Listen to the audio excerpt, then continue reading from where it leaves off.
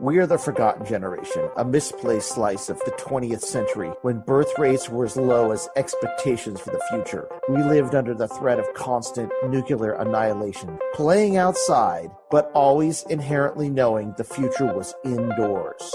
We are the second half of Generation X. We were some of the first to play video games, program home computers, and record CDs to cassette mixtapes. Our generation was nourished by new wave, imperfect punk rock, and John Hughes movies. We built Web 1.0 from the ground up using our childhood 8-bit and 16-bit programming skills. They call us Gen X. We prefer the vertical blank generation, where magic happens between the lines, because that's where we live, love, and thrive. We are Generation Atari. Into the vertical blank.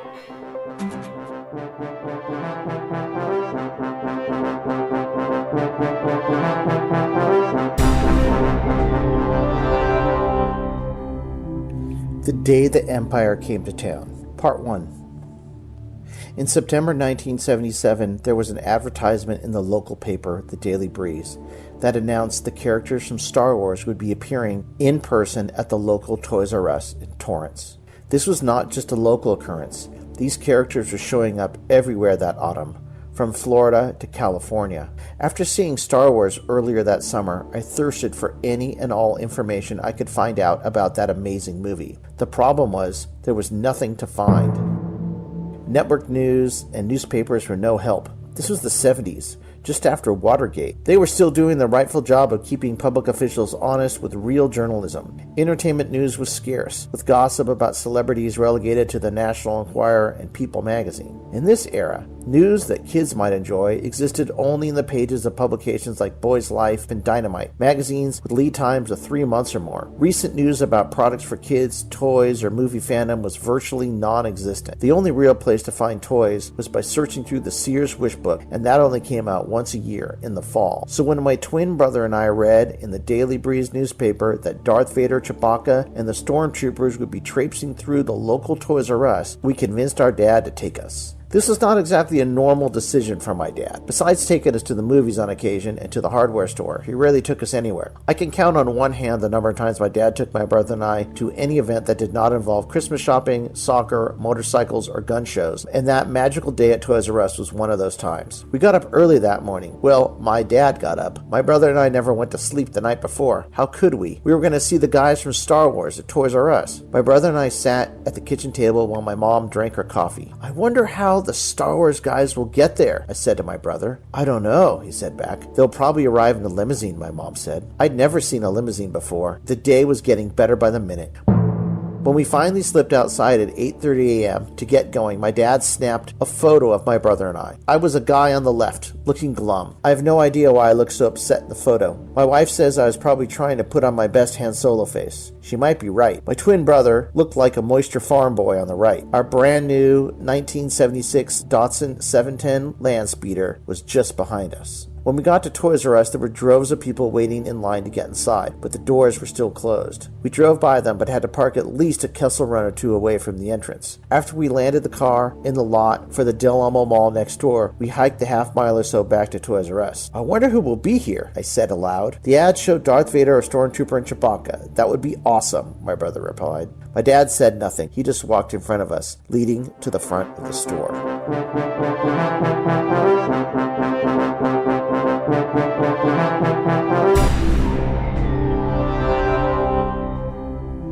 Part 2. I had no idea I was a nerd. Maybe I was not a nerd yet, but I had the massive potential to be one. I was a proto-nerd. I just didn't know it until one summer day in 1977. All I knew was on that particular day my dad took us to the movies. It was the middle of summer and we arrived at the Redondo Beach General Cinema No. 1 very early, but there was still a long line for the movie. I'd never waited in line for a movie before. As the line inched up towards the ticket counter, we passed a movie poster in a glass shadow box with the words "Now Playing" at the bottom. The poster showed a blonde boy in white pointing some kind of gun straight out at me. On his right side, a girl wearing white right was shooting a laser into the distance. On his left, a guy who looked like a cowboy without a hat was firing in the opposite direction. Behind the boy was a guy who looked like a black knight with a giant hand holding some kind of red sword. All around him were spaceships flying and shooting at each other. I was kind of hoping for another movie like The Bad News Bears or Smokey and the Bandit, but this looked like a science fiction movie. I'd seen a few science fiction movies before, and most of them were really boring. Planet of the Apes moved slowly and had so little action. Logan's Run was just one long, boring chase. And while Westworld had shown some promise, the story was small and suffocating. TV was not much better. Star Trek just seemed so talky, and the old black and white clips of Flash Gordon serials they showed with cartoons in the afternoon looked too silly for words, so I was not particularly excited. 2 adults and 3 children for Star Wars at 10 a.m., my dad said to the man at the counter. He handed over $12, and we all walked towards the theater. He bought us a bucket of popcorn, which was out of the ordinary, and then we all sat down together about 4 rows from the back of the theater. 15 minutes later, the lights went down, and the movie started. I don't recall any previews. I only recall seeing the 20th Century Fox logo appear on the screen, and then the words that would change my life as a kid forever. A long time ago in a galaxy far, far away. Well, that's not true. I recall one thing. My mind was completely blown away, and my life as a kid was changed forever after that. My kid life had 2 definite phases. BC, before Cantina, and AD, after Darth Vader. Nothing was ever the same again.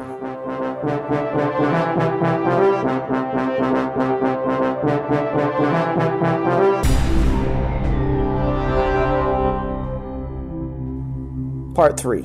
By the time we made it back from our outer rim parking space, people were being led into the store. The crowd was packed inside at the back on a makeshift pathway from the stockroom, down the board game aisle, and around on the side on another aisle. We waited for about an hour before anything happened. Everyone seemed to be looking at a doorway that led to a stockroom at Toys R Us. Without anything better to do, I looked in that direction too.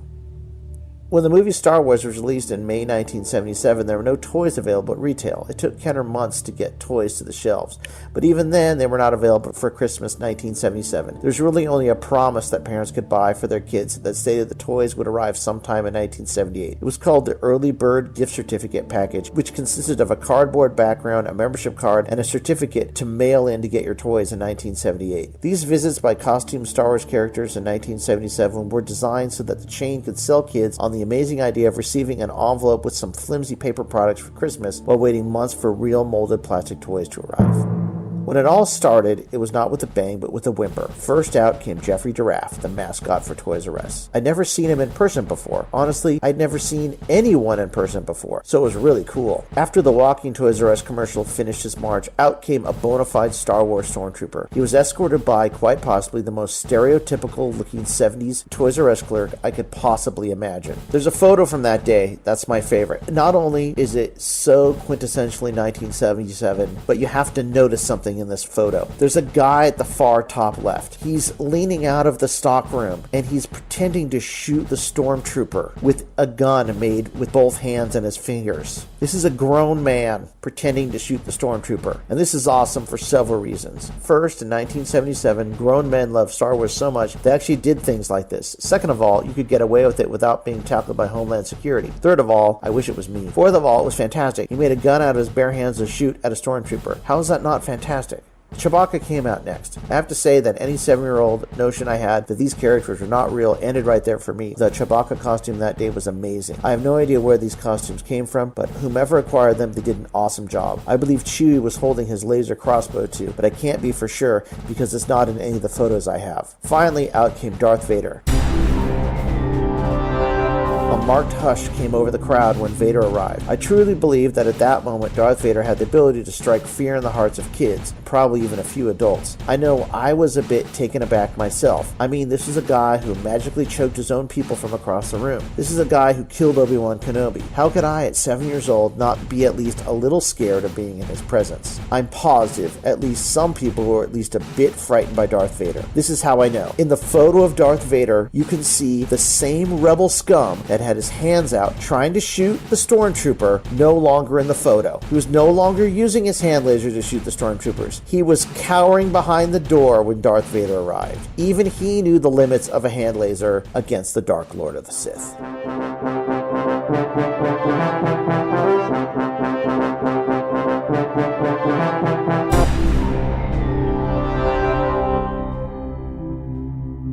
whole parade was over in about 20 minutes, after which the crowd was herded down a couple quickly assembled aisles crammed with every Star Wars consumer product then available. Puzzles, notebooks, posters, t-shirts, but no toys. That would have to wait for months. I looked at all the merchandise, but nothing caught my eye. I wanted an X-Wing badly, but there were none to be found. It was obvious that the marketers of 1977 were caught unprepared for the success of Star Wars. In lieu of the absent toys, they slapped a Star Wars logo on the same items that had been prepared for movies like Logan's Run and Planet of the Apes and Jaws in years prior. They had nothing substantial ready for us. My brother and I were chomping at the bit to play Star Wars for real. We wanted X-Wings and TIE Fighters and lightsabers and action figures, and we wanted them as soon as possible. Even so, I was still taken aback by it all. When just a few months before I had trouble spending my $8 at Toys R Us, I was now ready to buy any toy I could get my hands on related to Star Wars. I was hooked, caught, and ready to be reeled in. In fact, I don't recall ever feeling that way before. I was ready to buy, but there was not much to have. As we walked down the aisles of cheap Star Wars products, this exact thought crossed my mind. I need to get some Star Wars stuff now because I don't have any. I continued to scan the aisles on the way out, and the only thing that caught my eye was a collection of Star Wars comic books. I paged through it and I noticed that it followed the story of the movie pretty closely, with a few extra scenes on Tatooine added from the original script. I paid my $1.25 earned from helping my dad fix the garage roof and then took it home. My brother bought his own copy. It was the best dollar I've ever spent. Since there was no other way for me to experience Star Wars at the time, the thought of going back to the movies again was pretty much out of the question for our family. That comic book became my conduit back into its clutches for years to come. With that comic book and its sequel, I held the entire Star Wars universe right in my hands. After that, Star Wars became a permanent part of my life. It colored everything I did for a very long time, but it was just the first in the line of many things to come. A nerd was born.